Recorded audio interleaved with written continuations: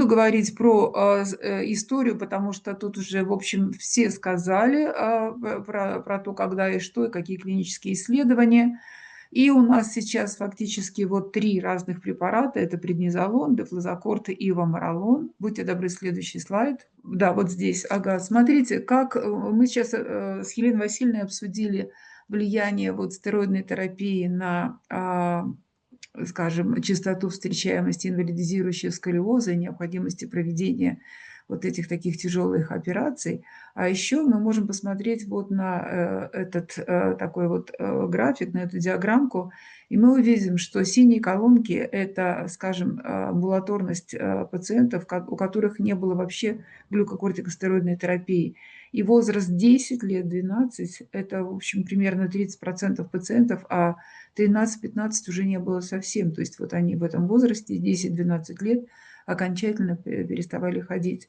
В прошлом, когда у нас не было еще разработанных схем и режимов и дозировок применения стероидной терапии, это светло-серые столбцы, мы видим, что в 10-12 лет, да, еще были пациенты, которые ходили, были они и в 13-15 лет, но в небольшом количестве, а уже в возрасте 16-18 лет никого не было. И темно-серые столбцы – это стероидная терапия в настоящее время. И мы видим, что в 7-9 лет практически все дети на ногах, и мы видим это и по нашему регистру тоже. В 10-12 лет почти половина ходят, в 13-15 – 40%. И мы видим достаточно большое количество пациентов в возрасте 18 лет, уже фактически взрослых, которые переходят рубеж вот этого взросления, 18 лет, на своих ногах. Это уже не единичный случай, это уже такой тренд, и мы тоже должны к нему готовиться. И, конечно, нас это не может не радовать. Следующий слайд, пожалуйста. А, к сожалению, есть оборотная сторона медали у глюкокортикостероидов при их длительном применении, а эффективны они именно при длительном, многолетнем применении. Об этом мои коллеги уже много говорили, и я не буду на этом останавливаться. Пожалуйста, следующий слайд. В нашей когорте пациентов мы видим примерно 1500 пациентов. Да, вот смотрите, 64% сейчас принимают стероиды, еще не принимают 16%, уже не принимают, это, видимо, очень возрастные пациенты, 4%, и только 16% тех, кто никогда не принимал по тем или иным причинам. Но практически 84%, 85% идут на длительной терапии стероидов, и, конечно, это надо учитывать. Будьте добры, следующий слайд. И если мы посмотрим на режимы и на препараты, которые вот, принимаются, то увидим, что большая часть пациентов принимают в режиме ежедневно. Это вот крайний левый столбец, и это почти половина всех пациентов, всех детей, всех подростков. И здесь два столбца. Один сиреневый – это дефлазокорт, и розовый – это преднизолон. То есть большая часть пациентов с миодистрофией Дюшена в нашей стране принимают дефлазокорт как препарат первого выбора, принимают его в режиме ежедневно, затем идет режим через день. Это все-таки для таких более юных пациентов, или 10 через 10 для совсем юных. А вот режим выходного дня, который крайний правый, это уже для более взрослых пациентов, когда они уже не амбулаторны, когда нужно убрать вот это вот влияние на, скажем, вес и плюс запустить пубертат. Как говорила Екатерина Владимировна, ни один ребенок, ни один подросток на ежедневном длительном приеме стероидной терапии в рекомендуемых дозах не вступает в пубертат, поэтому вот там нужно менять этот режим. Следующий слайд, пожалуйста. И, конечно, длительный прием, суpraфизиологические дозы, многие годы, иногда многие десятилетия приводят к тому, что, в общем, своя система регуляции выработки гидрокортизона, она практически стопорится, и в случае каких-то экстремальных ситуаций требуется обязательно стресс-доза стероида для того, чтобы просто поддержать организм. И эти рекомендации, они все выработаны после каких-то особых случаев. Они все написаны жизнью и смертью пациентов с миодистрофией Дюшена. Точно так же, как и вот протокол стероидного стресс-дозирования, который уже с 2015 года мы его применяем. И этот протокол, он написан для врачей, для того, чтобы они знали, что и как нужно делать, когда к ним поступает пациент на длительной стероидной терапии с каким-то, например, с переломом или с необходимостью еще какого-то серьезного медицинского вмешательства. И началась сама история в 2013 году, когда пациент 31 год, который с 6 лет принимал стероидную терапию, у него были множественные переломы, потому что тогда еще не было вот этих всех руководства применения бисфосфонатной терапии в том объеме, как это есть сейчас. И он на отдыхе сломал себе несколько костей, и просто пересаживался из кресла в кровать, как это часто бывает у таких пациентов. Он был доставлен в больницу, мы сделали операцию, все было хорошо, но через несколько дней он скончался. И когда была разборка, в общем, ну, что же произошло, потому что операция прошла хорошо, оказалось, что сразу после операции ему сделали дозу стероидов, а потом как-то забыли об этом. И, скорее всего, он скончался вот именно от надпочечникового криза. И вот семья, будьте добры, следующий слайд. Собственно, семья, она для того, чтобы этот эпизод как-то не прошел бесследно, и чтобы обезопасить другие поколения, других подростков, других взрослых с миодистрофией Дюшена, которые на длительном приеме стероидов, они вместе с врачебным сообществом подготовили такой вот PG-протокол в честь Филиппа, в честь его имени и фамилии, так его и назвали. Он вышел в 2015 году, а цель создания такого протокола – предоставить клиницистам критически важную информацию для ведения чрезвычайных ситуаций с участием пациентов, длительно принимающих суpraфизиологические дозы глюкокортикостероидов. И вот в нем описываются какие-то основные моменты и два препарата. 6 страниц этого текста, опубликован в 2015 году. Конечно, он уже давно переведен на русский, он был в доступе и для семей, и для врачей. Будьте добры, следующий слайд. Там описаны факторы риска и симптомы развития острой надпочечниковой недостаточности. Вот факторам риска относятся инфекции, прочий физический стресс, хирургическая операция, травма, обезвоживание, повреждение надпочечника или гипофиза. И, скажем, симптомы – это сильная головная боль, чувство головокружения, сильная усталость или сонливость, рвота и сильное расстройство желудочно-кишечного тракта. И даны базовые рекомендации, какие стресс-дозы нужно принимать, что нужно это делать внутривенно, при госпитализации. Ну вот как бы первичная информация. Будьте добры, следующий слайд. Есть также таблица в первом руководстве по стресс-дозам, когда у нас незначительное какое-то вмешательство, когда умеренное и когда значительный стресс, и какие дозы нужно давать, как рассчитывать их на детей с различным весом, с различной площадью тела. Будьте добры, следующий слайд. Вот. И также даны базовые рекомендации по отмене глюкокортикостероидной терапии, конечно, которой мы все пользуемся и пользовались, и обучали родителей, и обучали врачей, как нужно снижать дозы глюкокортикостероидной терапии, когда нужно ее отменить, как постепенно с этого уйти, так, чтобы не навредить ребенку, подростку, взрослому, что это нужно делать очень постепенно, в течение достаточно длительного промежутка времени, и вот когда мы проводили первые школы для родителей, вы знаете, у меня были такие вопросы от родителей. Знаете, у меня вот у ребенка поднялась температура, он у меня получал ежедневно рекомендуемую дозу стероидов, а поскольку тяжелое состояние, я просто все отменила. Ну, мама такой вопрос задавала, и хорошо, что ребенок как-то, знаете, справился, и все у него было хорошо, но это могло бы закончиться очень плачевно. То есть вот сейчас таких вопросов у нас уже нет. Уже все-таки и были школы для вновь диагностированных семей, и школы по стероидной терапии, где выступали наши уважаемые эксперты, которых сегодня вы видели, детские эндокринологи. И как-то уже общий уровень понимания, информированности, он, повысился. Будьте добры, следующий слайд.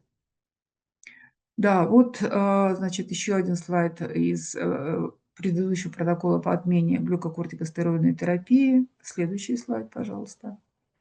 И вот, в мае 2025 года, ровно через 10 лет после появления первой редакции, первой версии этого протокола, появилась вторая версия. Пока она еще на английском, пока мы еще не перевели, будет это следующий слайд, пожалуйста, потому что, он, конечно, гораздо более, пространный. Это 19 страниц, он гораздо более подробный, он практически весь состоит из таблиц, терминов и указаний на конкретные ситуации. И он включает уже не 2 препарата, а уже 3. То есть там уже прописан ваморолон и даются отличия этих препаратов, и как бы, даются особенности, когда можно применять какой препарат, и это очень важно. То есть мы, знаем больше о молекулярных механизмах действия этих препаратов, о клинической практике. И оказывается, что несмотря на вот такую близость по своей химической структуре. У каждого препарата есть свои особенности, которые в общем, нужно учитывать. В новой версии переведены 6 критических концепций. И это угнетение надпочечников у лиц, получающих хроническую стероидную терапию. Это выявление, как выявить надпочечниковую недостаточность или криз. Необходимость стресс-дозирования с расширенным описанием дозирования и обстоятельств, при которых показано стресс-дозирование, включая специфику нового препарата ваморолона. Как безопасно снизить дозу при снижении или прекращении приема стероидов, когда это показано.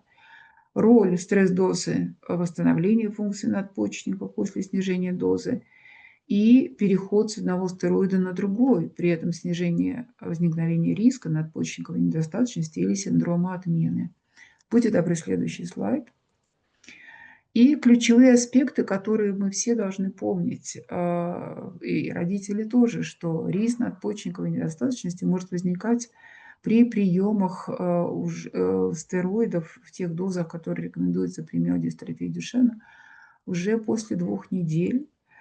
Вот, и будет уже подавлена способность организма вырабатывать естественные гормоны стресса. Как распознать симптомы надпочечниковой недостаточности и почему важен план дозирования. То есть это обязательно должно быть, и не нужно. Опять же, мы всегда с этой нозологией мы должны быть готовы действовать на опережение. Когда вот это все уже разовьется, тогда будет очень сложно что-то изменить. Мы должны быть готовы действовать на опережение и профилактически. Будьте добры, следующий слайд.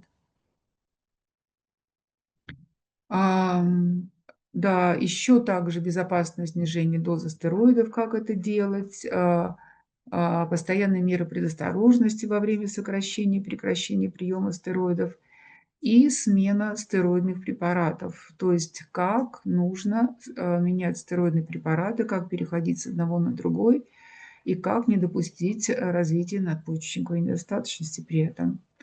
Следующий слайд. Итак, добавился сюда уже новый препарат, ваморолон, и, оказывается, он не такой новый, то есть наши все эксперты практически об этом препарате уже знают, слышали, и уже даже у них есть публикации по этому препарату, и это просто прекрасно. И вот мы видим здесь 4 препарата, преднизолон. Ну, преднизон – это фактически то, что в Штатах применяется, дефлазокорт, ваморолон, дозы лечения миодистрофии Дюшена, миодистрофии Бейкера. Вот максимальные дозы этих препаратов. Будьте добры, следующий слайд. Поддерживающие дозы и рекомендации по стресс-дозированию. И вот тут как раз уже мы видим, знаете, вот то, что называется оттенки и палитру.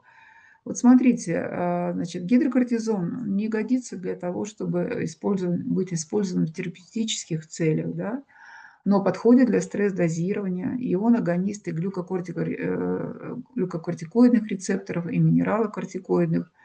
То же самое преднизолон и преднизон, а вот уже дефлазокорт, Он лечебный препарат, и он агонист глюкокортикоидных рецепторов, но он уже слабый агонист минералокортикоидных рецепторов.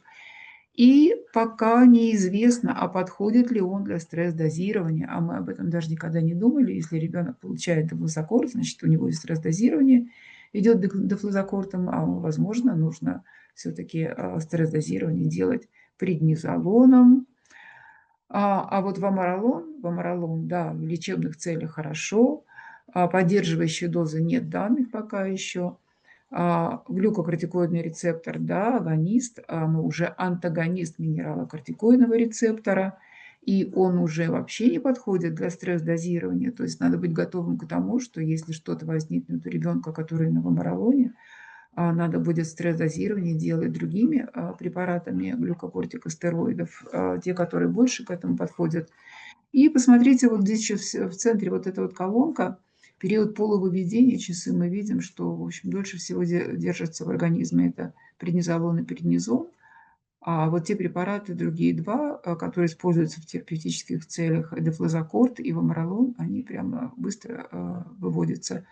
И мы тут вспоминаем генозаместительную терапию, которая, в общем-то, сейчас уже широко шагает по планете. И все-таки вот такие рекомендации европейских экспертов ввести детей, вводить детей в инфузию, ввести инфузию, и потом после и выводить их вот с высоких доз стероидов. И для всего этого вот на 2-3 месяца хорошо бы все-таки переводить ребенка на преднизолон или, по крайней мере, добавлять вот эти вот дозы преднизолон, то есть не использовать дефлазокорт, и уж точно нельзя вести это, как оказалось, на ваморолоне. Вот такие есть нюансы. Следующий слайд, пожалуйста.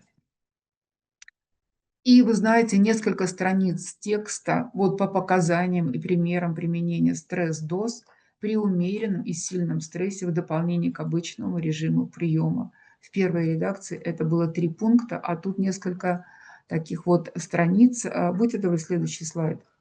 Я не буду останавливаться на всех, потому что это руководство, оно, конечно, оно для врачей, оно для эндокринологов. Моя задача показать вам, что вышла новая редакция, какие отличия. И, конечно, мы переведем вот это все, да, вот все это руководство, и мы будем ждать, когда наши, опять же, специалисты, наши детские эндокринологи уже просто нам вот детально расскажут на каком-то другом мероприятии об особенностях и этого протокола, и, собственно, об особенностях вот уже 3 препаратов глюкокортикостероидной терапии. Что же мы вот еще остановимся на этом пункте, потому что это важно. То есть особенности разных глюкокортикостероидов при стресс-дозировании.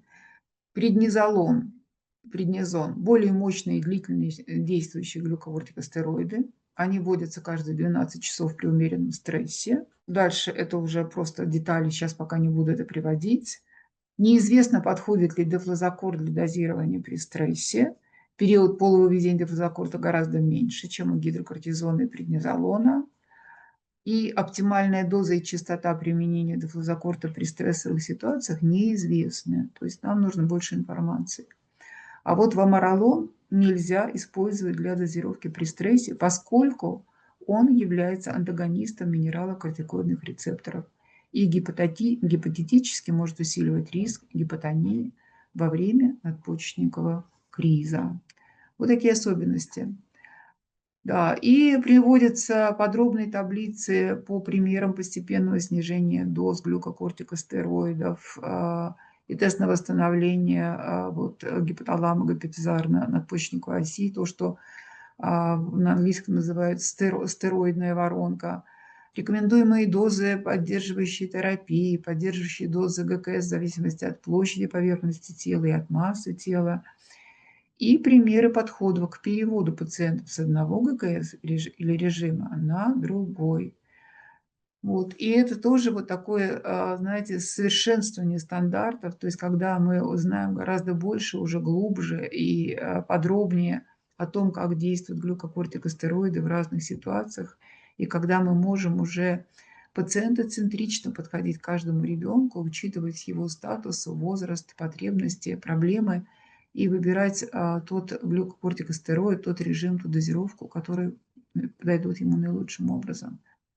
Значит, это руководство для врачей. Перевод планируется в конце 2025 года, и документ в переводе будет доступен на сайте фонда Гордей. И благодарю вас за внимание.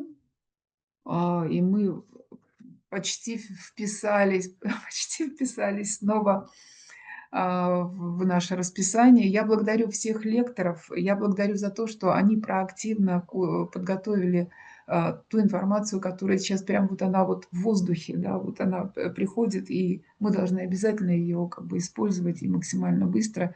И это очень приятно, когда коллеги, они как бы уже знают, они видят вот это вот последние публикации 25 года, их было очень много у нас на сессии.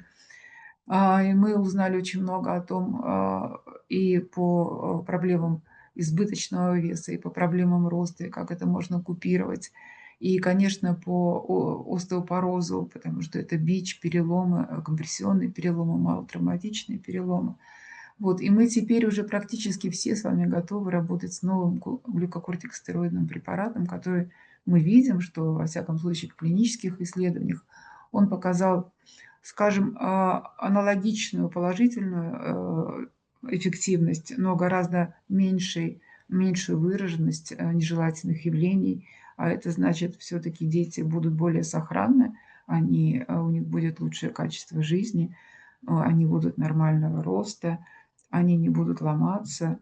И это, в общем, конечно, большой плюс, в введении детей, с миодистрофией Дюшена. Это большие у нас такие вот, плюсы мы получим для большой когорты пациентов. Это универсальный препарат, который, в общем, подходит практически всем. Ну вот теперь надо еще добиться того, чтобы он был доступен в нашей стране.